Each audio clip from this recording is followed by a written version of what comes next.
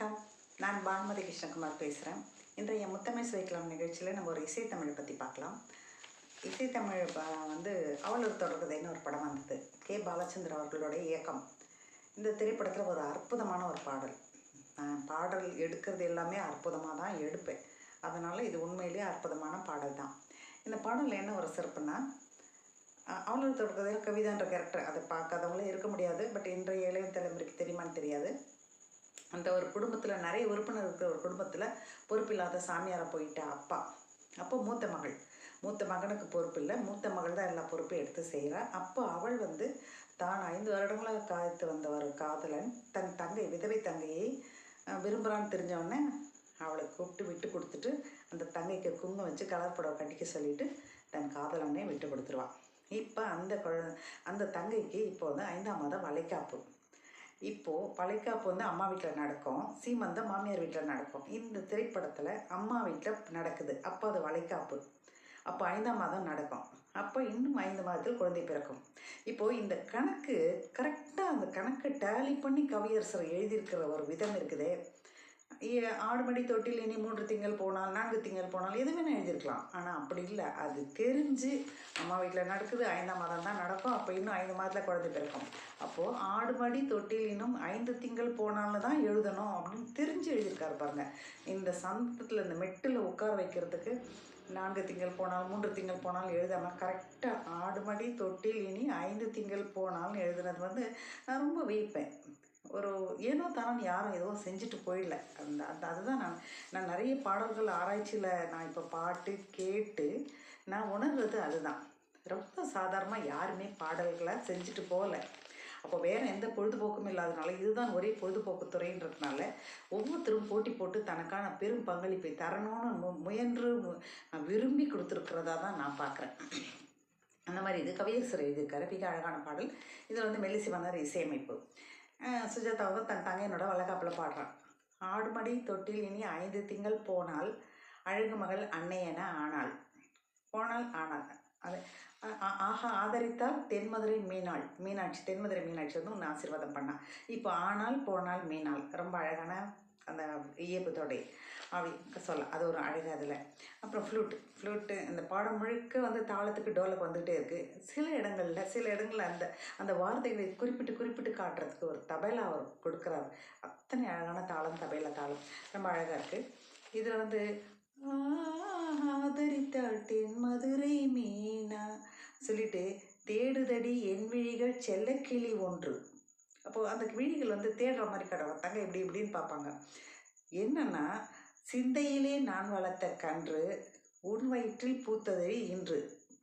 அந்த தங்கைக்கு விட்டு கொடுத்துட்டான் காதலனை. அப்போ காதலிக்கும் போது நம்ம கல்யாணம் ஆனால் குழந்தை பிறந்தா எப்படி இருக்கும், சின்ன குட்டி கவிதா பிறக்கும், குட்டி திலகம் பிறக்கணும், அவங்க பேசிப்பாங்க. அதே வந்து கவியரசர் அந்த வரிகளை வந்து அந்த கதையை, அந்த ஏற்கனவே முன் நடந்த கதையை அந்த பாடலில் வைக்கிறார் பாருங்க. சிந்தையிலே நான் வளர்த்த கன்று, நான் மானசீகமாக நான் நினச்சிட்டு வளர்த்து வந்த குழந்தை இன்றைக்கி உனக்கு பிறந்திருக்கு அப்படின்றது வந்து நம்ம ஏதோ மனசை வந்து நம்மளை ஒரு மாதிரி டிஸ்டர்ப் பண்ணும்.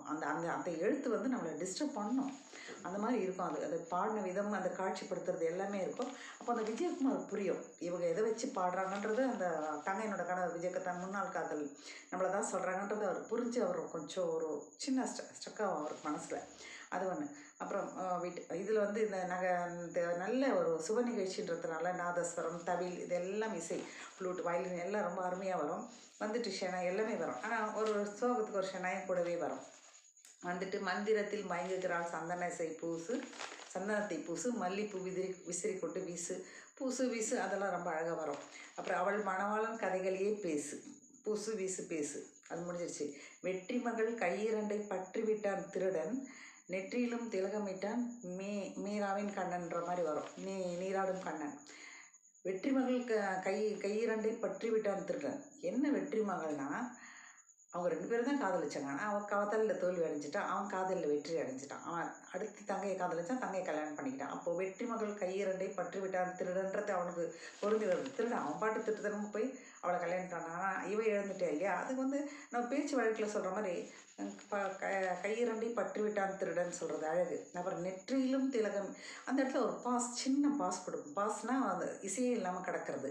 அப்போ என்ன, அவன் முகத்தை காட்ட போகிறாங்க. அப்படி சொன்னோன்னே அவன் முகத்தை, அவனோட முகம் எப்படி போகுதுன்னு இயக்குனர் காட்டுவார், கேமரா போகுன்றது தெரிஞ்சு அந்த இடத்துல ஒரு பாஸ் கொடுத்துட்டு திருப்பி அந்த வரியை திருப்பி பாடுறது. நெற்றியிலும் திலகமிட்டான் மீராவின் கண்ணன், அவன் ஒரு நெஞ்சிலும் திலகமிட்டான் காதலிலே மன்னன். அவன் வந்து ஒரு லெட்ரு எழுதி கொடுத்துருப்பான். அந்த லெட்ரு வந்து அவங்க தன்னோட ஜாக்கெட்டுக்குள்ளே வச்சுப்பாங்க. அதுதான் சுஜாதா கண்டுபிடிச்சிருவாங்க. அப்போது நெஞ்சிலும் திலகமிட்டானா அந்த திலகன்ற பேர் மட்டும் தெரியும்.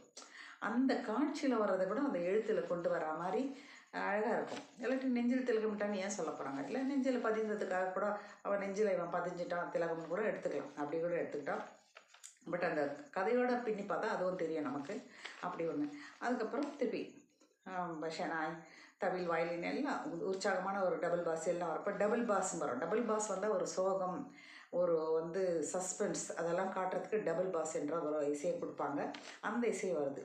ஏன்னா இப்போ இந்த இடத்துல கண்ணம்மா என்றழைக்கும் பாரதியின் பாட்டு கவிதையிலே நான் படித்தேன் கேட்டு, அதை கண்ணெதிரே நீ எனக்கு காட்டு.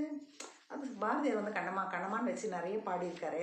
அதை வந்து நான் கவிதையில் தான் இது வரைக்கும் படிச்சிருக்கேன். நீ எனக்கு உன் பொண்ணு பிறந்த பிறகு உன் குழந்தைய எனக்கு காட்டு அப்படின்னு சொல்லிட்டு ரெண்டாவது அந்த எங்கேயுமே ரிப்பீட்டட் கிடையாது. இந்த சரணத்தை மட்டும் ரெண்டாவது தரையும் பாட வைத்திருக்கிறார்.